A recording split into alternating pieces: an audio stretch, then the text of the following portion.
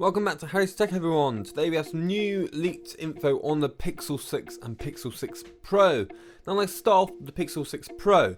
Here we have from OnLeaks a render of the Pixel 6 Pro, and as you can see it will be coming with a slightly curved screen and a periscope camera.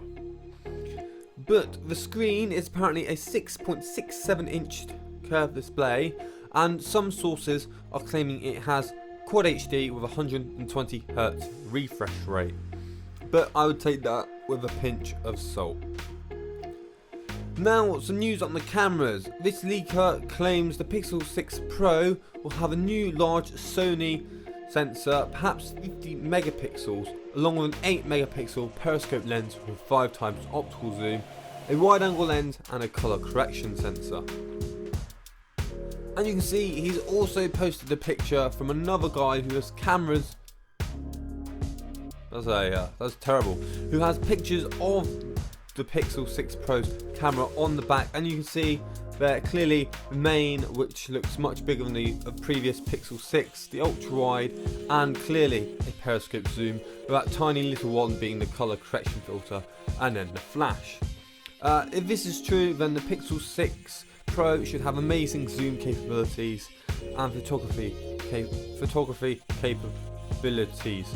And onto the Pixel 6, which is rumoured to have a 6.4 inch screen. And not much is known about the refresh rate, but it will probably be 90Hz and will only have 2 cameras, being the main and most likely the ultra wide.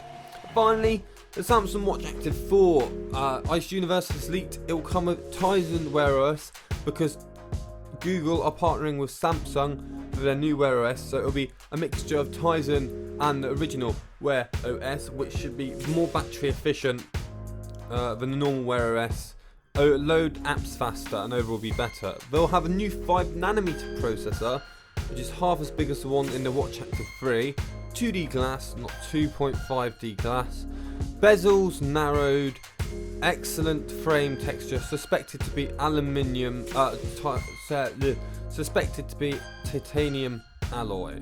And that's all the news today. I hope you liked it. Please do like and subscribe, and I'll see you in the next one.